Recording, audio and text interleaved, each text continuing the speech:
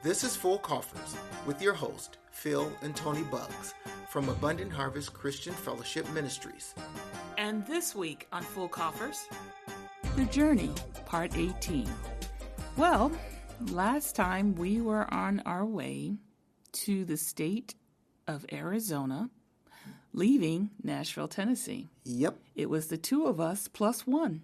2 plus 1. And that plus one was my hemorrhoid. The uninvited visitor. The uninvited guest on our journey.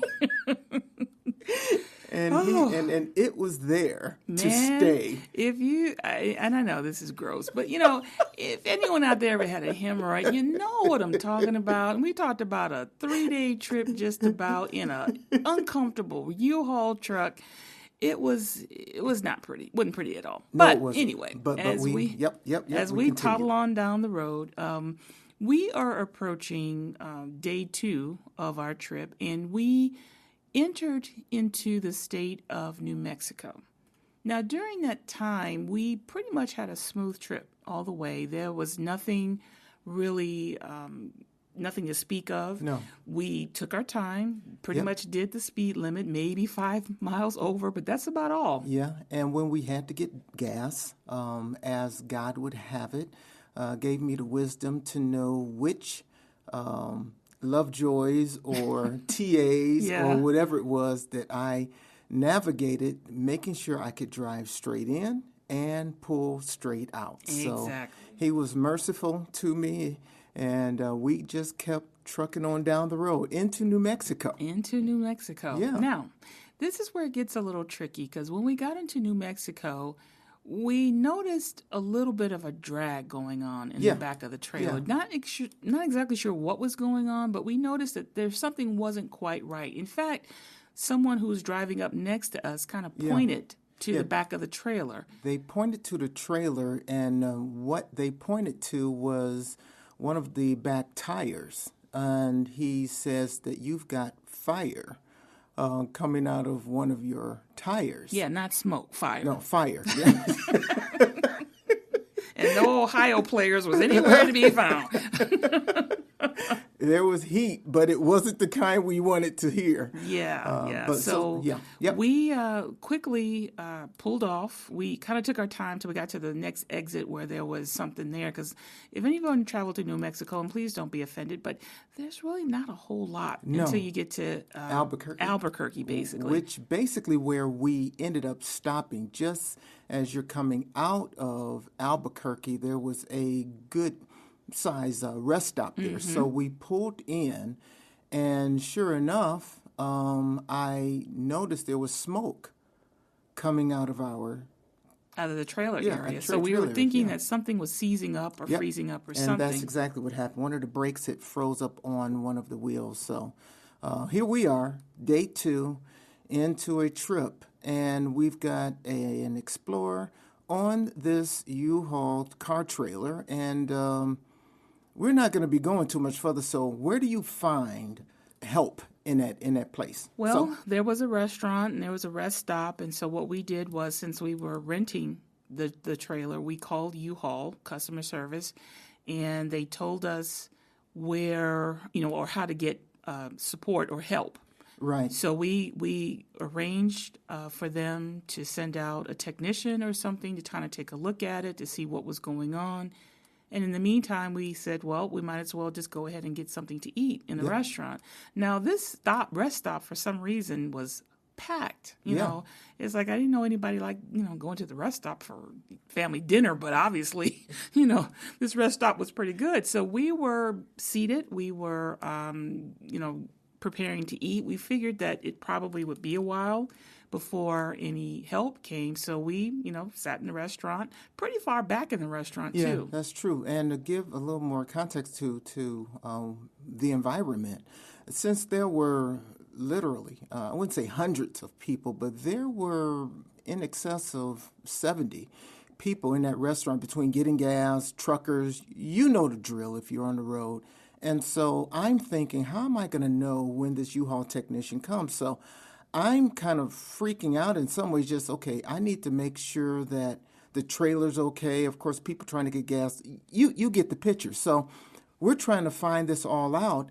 And this is where God continues to show, and we use this term favor. It's not a highfalutin term, but it's one where he takes care of you and he protects us. And in this sense, he actually guided help to us because I didn't have a clue as to who I would be looking for. So anyway, as it would be, there was this older gentleman that he was sitting about 4 tables away from us, across from us. And I was wondering why, it was kind of strange, but he would look at us or in our direction every once in a while. And I didn't pay much attention, so. I did. We were in Albuquerque, New Mexico. Anybody staring at me in Albuquerque, I get creeped out. You know what I'm saying? And then there were times when I look over and he wouldn't be there. And then, he would show back up. And about 3 times this happened. And then last time he came by our table and he said, your technician is outside. Now, this guy had no clue that we even came in on a U-Haul trailer. I don't think he would have saw us. I don't know. He could have. We don't know. We weren't looking for him. But the odd thing was the fact that he came exactly to us, told us that our technician was outside, and then he left, and we didn't see him again. We never saw him again. Go for it, dear. So, we went outside, and the technician said, this is not something I'm going to be able to fix on site. This is a little bit more than I'm prepared to do. So we're sitting up here thinking, we don't have any money to stay at another hotel. We only planned for 2 nights of sleeping, and we didn't have the money to, stop this whole process. So the technician told us there were 2 U-Haul trailer places in town and that we could call and see if they had another car haul. So we can swap it out. Yes, yeah. So sure enough, to cut to the chase here, the one U-Haul trailer place that was there, it was like 20 minutes to 5. And I know this because they said it closed at 5 o'clock. And he was not waiting at all. We got in our U-Haul trailer, seized the brakes, and trying to make it to this place. We hightailed it down to where he was, and we made it within a couple of minutes. Yes, because this dude was closing up the door. He probably was like, dang, he did not want. And I do say it like that because when he saw us pulling, I could see the expression on his face like, shoot. Dude was trying to get home early on a Saturday afternoon trying to watch TV. But we, again, as Philip said, God showed us favor because it was dangerous getting back on the highway with that trailer seizing up. Agree completely. The second caveat to that was that the car hauler they had just gotten it in, and it was brand new. Exactly. And it was the only one that he had. And so, again, that was definitely blessing after blessing after blessing. Because, let's face it, we were stressed out. Had a lot of anxiety and still had quite a ways to go in that U-Haul on that hemorrhoid.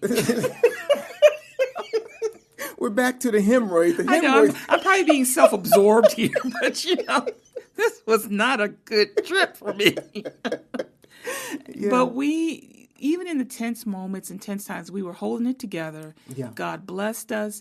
And to go back to the restaurant, the rest stop, that man, we have always said, whether it's true or not, but we had always said that this man was like an angel. Because one, we never saw him again to thank him. We couldn't find him. It was like he just disappeared. Showed up and he appeared when he needed to. Yeah. He disappeared afterwards. And take it for what it's worth.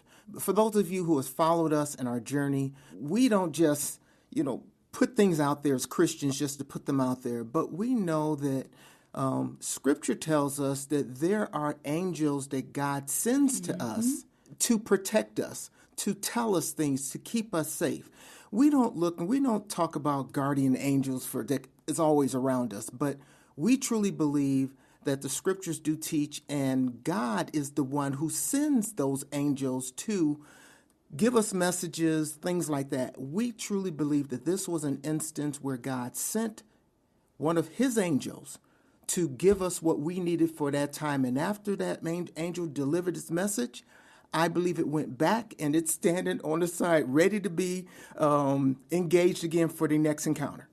That was the first time we experienced that. And since And that time, we haven't. And I'm not saying that it won't happen again, but no, we have never experienced anything like that. And it just makes you feel good that God takes care of his children, because we were in a really precarious situation. You know, if that man hadn't told us your technician's outside, that technician wasn't going to wait. It's a no, Saturday. exactly. They're trying to get home. Exactly. So that was a blessing. So we got our car swapped out on a new trailer. Philip said brand new.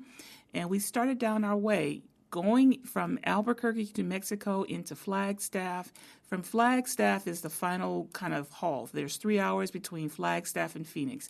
Yep. Those 3 hours were treacherous. Why? Because, Because Flagstaff is, I don't know how many thousands of feet above sea level, the elevation. I do, because I look at the elevation. If I say men, I will broad stroke it. We look at things like that. So I knew that Phoenix, they always say it's in the valley. I didn't really understand it until I started seeing elevation markers. Flagstaff, 7,000 feet above sea level. In the air. And so by the time you get down to Phoenix, it's In well the below valley. 100. So you got 7,000 feet that you are traveling over 3 hours. And this is not straight road, folks. This is winding curves. If you see the sign runaway ramp, that should give you a clue. And we're hauling not only a huge U-Haul truck, we're holding a trailer in back of us. I mean, white knuckles all the way. Hold on. She's entertaining her hemorrhoid. I'm white knuckled, trying not to look behind, because I've learned you don't look behind, you just keep it going straight. And so for 3 hours, Toni had her burden to bear, I had my burden to bear, but we made it into Phoenix. Oh, geez, Sunday? It was Sunday. Sunday. We went straight to the apartment that we were going to live in for 6 months, while our home, a $100 certificate, our $100 money order was being held. So we was able to get a 6-month lease, and we drove into the apartment. We then went to the U-Haul place where we unhooked the trailer so that we could actually drive the Explorer. Yep. And then we also, because the apartment wasn't going to hold a house full of furniture, Right. we had to find a place to store our furniture. So we was able to find a storage unit that was within our price range. Right. Now, go ahead. What we're about to talk about now, and this has relevance to our journey, and that's because Toni and I, we work well together. We really do as a couple. And even as you guys knew when we were dating stuff, not much ever got in between Toni and I. Until This episode. And we entitled this little part of this podcast, The Thriller in Phoenix. Now, if you're a baby boomer, you understand the Thriller in Manila with Muhammad Ali, and I don't know who he was fighting. I think it was George Foreman, it was maybe. Foreman, yeah. So you know that was a big fight. So let me tell you about the Thriller in Phoenix. Now, granted, we had been on the road since Friday morning. We had been on the road. We were tired. We were unloading at the apartment, and then we said, okay, the rest of it, we're going to a storage unit. When we're done, we're going to find somewhere on the floor, and we're just going to go to sleep because we're tired. And as you can understand, riding on the road, in areas we didn't know, we weren't familiar with, things breaking down, having to, drive down hills and mountains. There was a lot of anxiety that had been built and frustration levels. And so we get to the storage unit, and it's not a big unit, and we didn't have a whole lot of stuff to unlift. But my husband, the engineer that he is, he likes to pack and unpack a certain way. Now, it's past 5 o'clock in the afternoon on a Sunday. I'm hungry. And get this, it's October. Normally in Phoenix, it's not triple digits. Usually the triple digits are gone. Yeah. This is October. Guess what? Record-breaking temperatures. It was above 110 degrees, and Yes. we're at this U-Haul, and we have to unload it because we got to turn that U-Haul truck in, or we get charged So again. time is working against us. But my husband, first of all, he packed the truck a certain way because his rationale is if we pack the things that we don't need right away, we put those up front. So when we unload, those things will go back in the storage because we won't need them that much. And the things that we probably may need sooner than later, we'll put those in the front of the storage. So he packed the truck a certain way. Now, I understand that concept going, and it made perfect sense. She didn't but at being that on the time. road 3 days with a hemorrhoid the sign of Mount Fuji, you're just trying to get that crap in there so we can go home. So her thing is throw it in there. Throw the mess in there. We'll figure it out another day. Hence round one. Because for some reason, Philip wasn't having it. Because I was the one that would have to move all that stuff. But and I understand now Tony's frustration. But at the time, both of us, our candles are being burned at both ends of the stick, and it's about to implode. It's about to go to blows. That's what I'm telling you. You know what I'm saying? Literally, we had taken out one of the sofas or whatever, and she was, and I was too. And we actually said, "Bring it on."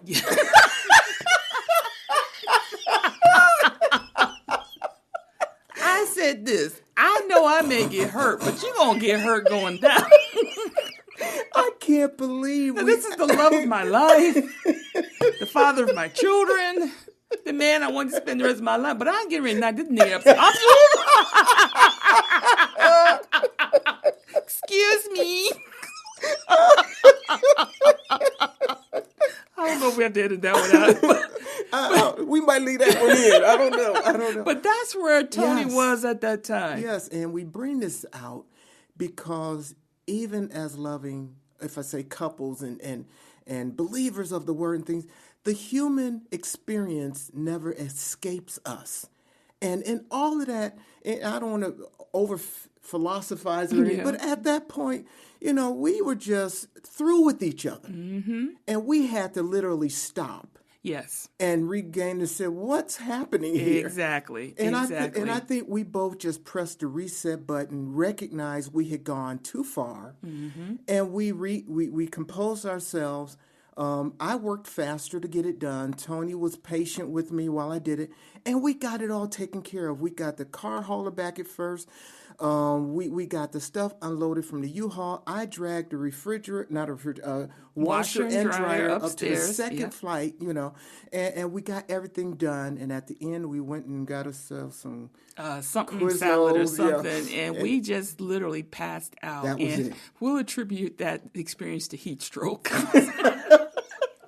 And honestly, I think that we did actually experience some of that. So not so much coming full circle, but bringing at least that journey from Nashville to Phoenix to a close. We can laugh about it because it didn't tear us apart. Right. It was a new experience, though. I must admit, it was new. But we got through it. We did. That we definitely did. So we're in Phoenix. Yep, it's Sunday afternoon. And by the way, that interview that I was ready to go on was on a Tuesday. But I still had one situation I had to take care of. And that was the hemorrhoid. Yes. By now, that hemorrhoid was bigger than my butt. Okay. It had 2 birthdays between the time we left Nashville and arrived in Phoenix. So the first thing we did Monday morning is found urgent care because there was nothing helping at all. And so we went to the local urgent care. We had to pay cash because we have insurance. Right. And I remember going into the exam room and, I had to get up on the table and, whatever. You know what you normally have to do. Exactly. Yeah. And the doctor came in and she's like, oh, what's going on? And I explained to her what had happened. So stop, let's take a look. And what did she say? Oh my God! Now this is a medical professional. I'm the patient here. And the first thing that comes out of her mouth was, oh my God. Bedside manners completely shot. I'm like, what the heck? Oh my God. I mean, literally, and I'm not lying either. She said that. So I'm freaking out thinking, what's going on back there? But I guess it had gotten so large, and, Yeah. and I'm not joking. I mean, I haven't experienced that kind of pain since I gave birth. So, I have PTSD. Boy, But oh she boy. gave medication. Of course, it would take a while, but it was enough where I got relief, and I was able to go on my interview the following day. And the interview, I had wanted to go for a paralegal position, but there wasn't any. It's a large law firm in Phoenix. And the only thing at that time was a legal secretary, but the interviewer said that, hey, you're going to do a lot of paralegal work in real estate, which is what I love to do anyway. So I went ahead and accepted it. One, because I needed a job, and two, the money was good, and it wasn't that far from, where we were living. It's not that far from where our house was being built. And so I accepted the position, and the following week, I started working. Really quick, Philip still had to take care of some things in Nashville, so he had to fly back to Nashville to kind of close up the house and things like that. Right. Checked on the kids, and then he came back to Arizona to start our life. Yeah. And so we're going to do a little bit of a fast forward here. We are going to talk about the house. Every weekend we would go see the new house and how things were developing, because this is the first time we've ever experienced new construction. So just seeing that whole process was just a great experience, to see your house go from dirt to the final stages. I mean, to bring light to that, how that really started, because again, we had only put down $100, and I think between the time we signed the earnest money and things, they needed, I want to say it was 2,000. I think it was 2,000.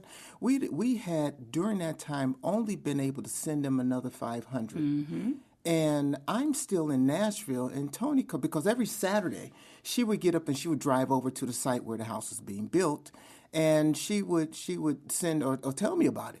Well, this time she calls me, and I don't think it's Saturday, and she says, "Philip, they're starting to build the house." Yeah. And I'm freaking out because I said, we only gave them $600. Exactly. But they had actually started building the house with just $600. And they normally don't do that. No. They normally have to have the full earnest money before they even lay one stick. But they did it. And every weekend we went back there. We'd look at the development. And honestly, they built that house 2 months sooner. Sooner than they should have. And so we were kind of, not upset, but scared, because when you sign a 6 months lease in an apartment, the expectation is you finish your lease. Otherwise, you have to pay for the months you don't use. Exactly. Well, during this time, the apartments had a waiting list. And so we were able to get out of the lease 2 months early because they had a waiting list that someone wanted a one-bedroom. Yep. So we walked away from that, only staying there for 4 months. 4 months, yeah. Again, favor. Yeah, it is favor. If I do put this caveat in, Toni and I are, well, to Toni's credit, she's a rule follower, but we like to leave places better than we found them. And one of the reasons why they said that they were able to move someone in so quickly was because when they did the walkthrough, when we actually left, they said they didn't have to do anything. We literally had cleaned everything, and and this is the anal part of her husband. I like putting You the shouldn't marks. say anal anymore. Well, okay, I'm okay. The hemorrhoid story's over. Well, I was very particular, and so I would put marks in the carpet to show that it was vacuumed. But that was just something that I would do. But they saw that, and they literally said, "We don't have to do anything here." Yep, they Thank you." released us Yep. from the lease, Yep. and we were able to move into the home in February. It wasn't supposed to be done until April or May, I Yep. believe, and they got done sooner. And so we moved into our home. Philip and I, again, got another U-Haul because we didn't have a whole lot, but got a U-Haul, got that stuff, and moved into our home. And life was starting to begin in Phoenix, Arizona for us. It was. And so, we went on, and I was working at the law firm. Now, the story's going to take a little bit of a turn for me. Yeah. The work that I was doing was kind of new for me. I was never a secretary, so I didn't understand a whole lot about what the role of a legal secretary does. I was always a paralegal when I got into the legal profession.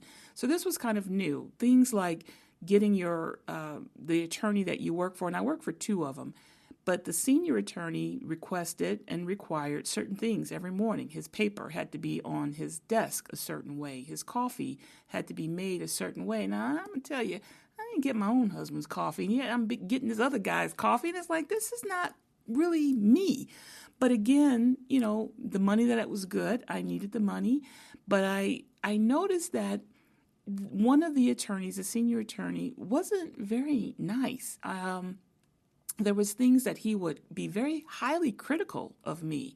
Now, I consider myself to be a pretty intelligent person, catch on quickly, but some of the things that he was saying was just downright demeaning.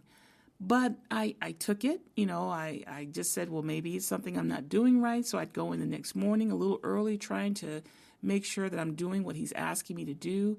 He was a real estate attorney, so he had a lot of contracts to review, and he would ask me to do the edits and things. And, I'd been a paralegal for a number of years. I was, familiar with all of that. But every time I'd send him something, he'd send it back, red line, talking about, you don't understand what I'm saying, or why can't you get this? Almost borderline calling me dumb. And I would hear this. She would, at first she didn't complain much, but I started to hear more and more this one attorney, and behind that name was always, he's never satisfied. Yeah. He's never satisfied. I can't please him. And I don't think that's the word she used, but she says, I'm trying to do the best I can, and it doesn't seem like anything I do is acceptable to this individual. And it just kept growing more and more. Now, as a husband, I stay out of my wife's business, but I started to see this wear on her. And I don't take too kindly to folk, just treating my wife any kind of way. But, there was a lot going on. I mean, Philip's business, he was trying to bring it more out here and wasn't, getting the leads that he needed. And so I knew that a lot depended upon me, even though he was the provider, but a lot did depend upon me in terms of keeping employed, keeping where we had a mortgage. It was stable income, steady income. Yeah. And so I just sucked it up. But every single morning we had one car, so Philip would take me to work so he could have the car, but he'd drop me off every morning. And after a while, I started getting this pit in my stomach. And I know folks out there, that job where every single day you get up and it's just, you just regret it so much. And it had got to the point where he was just, I was scared maybe he was going to fire me because I wasn't, giving him what I thought that the expectation. I wasn't meeting his expectation. And I could see this wearing on her. Every morning when I drop her off, it seemed like her spirit, her countenance was just getting lower and lower and lower. And can we get to the part where the day? Yeah. There was one particular day. I can't remember what day it was, but, Philip was dropping me off. And I remembered that we were having a potluck. So I picked up some donuts or something. Yeah. I got out of the passenger seat and I walked around to the back passenger seat behind the driver. And I literally, at that point, I froze. Yeah. I couldn't even open the door. And all I could say to Philip is, I can't go in there. And all of a sudden, the tears came, and not just tears, we're talking breakdown. Full. I had a breakdown in the parking lot, and it's something I've never experienced.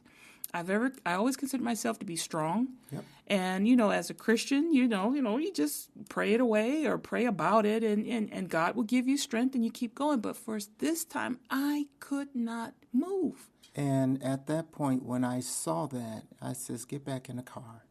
And now, mind you, she was the only one with the steady income. And if I say it like this, I know, and I truly believe God will take care of us. I do.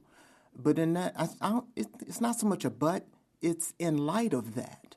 I told Toni, get back in the car. I says, you don't have to go. And I was kind of fighting it in a way I know. because she said, well, I have to go. I have to go, yeah. And I says, no. I says, you are not going back into that place. I says, we will make it some kind of way, but you are not going in that place another day. And so I took the items in, but at that point, I felt that I needed to protect my wife.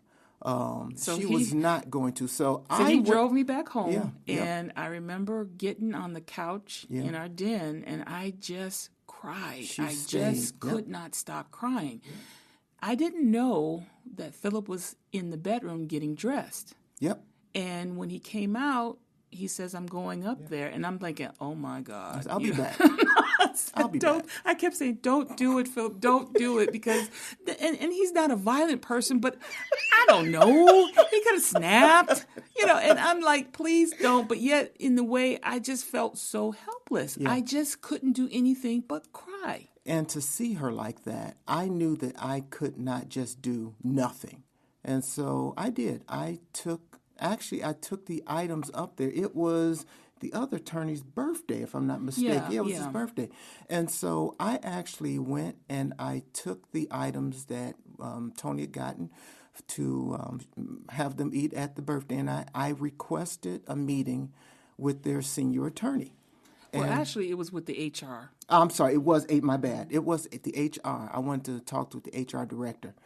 Now, understanding this is a law firm and understanding the dynamics without us going into it, I got a meeting with the HR director like immediately. They met me in the room. And as eloquent but as forceful as I could, I said, my wife is no longer going to be working here. And secondly, that something needs to be done because no one should be treated with as much disdain and disrespect and condescending attitude as my wife has had to endure for these few months. I think that they were glad that I didn't push it much further because they knew, and this particular attorney had a track record of demeaning legal secretary, and he had gone through a plethora of them. So, yes. In fact, I think he had written a letter, and the HR director called me a day or so to read the letter, and in the letter he was very apologetic, and I still could come back if I want to, but at that point in time, I just couldn't do it. I could not do it, and not only did I just feel bad about having to leave, but I don't quit things. And for me to have to be weak and vulnerable like I felt, I literally went into a depression. I got on that couch and I literally stayed on the couch for 3 days and I cried for 3 days. Yeah. And again, I'm feeling guilty because I've let the family down. This is the only consistent income that we were getting, and I was just feeling like, what on earth are we going to do? Now, it just so happened Philip was able to get a client of his wanted services, and so he was able to. It was for an entire week. Yeah, was on the East Coast, back in Nashville, actually. Yep. And so, he was preparing for that. He said, "Don't worry about it. I'm going to go." Now, between that time, however, we get a phone call from our daughter, Kyle. Now, we're not letting them know what's going on because it's not their burden to carry. This is something between Philip and I. But we get a call, and it's from Kyle, and she said that her and Philip had words, and he basically flipped the bed that she was laying on because he was angry about the situation. And so, of course, I'm like, what? And so Kyle sounded a little concerned. And I said, Kyle, if you are that concerned, call the cops. Yeah, if you don't feel safe.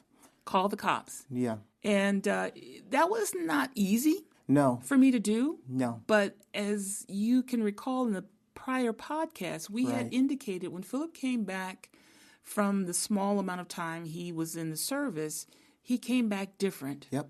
And so when he did this act, it was very concerning. We were across the country. We could not get to her. So we said, call the cops. And that's what she did. Yes. And Philip was removed from the premises and he was charged with domestic violence. Mm-hmm. Yep. And so with that situation, we found out that there's a court date coming up. Yes, and fortunately, God gave me this job to do, this contract to do, that actually put me in Nashville at the time when this court proceeding was to take place. So I finished the business in Nashville, and I go and I now I have a court date with my son, and catch this, with my son and daughter. And I have to now somewhere. Yeah. Because the plaintiff is our daughter and the the defendant is is our our son. I mean, Who does that? Who does that? What parent do you know have had to do this? And to give you some content, Kyle and Philip, again, were living with each other. They both were working, but they were struggling financially. You know, things were kind of adding up. So they ordered a pizza. They had enough money, like about $6 or $7. They ordered a pizza. It was one of those 8 slicers. And so my son said, well, I'll eat 2 pieces tonight, and then I'll save 2 pieces for lunch. Well, Kyle had her 2 pieces, and then she decided she wanted to eat the other 2 pieces that night. Philip says, no, Kyle, that's for your lunch tomorrow. Now, they were going to get paid that next day, which is Friday, but Philip was thinking, we don't have anything for lunch, so you just use, and Kyle says no, and she commenced to eating the last 2 pizzas. Yeah. That didn't go over well with Philip. So what does he do?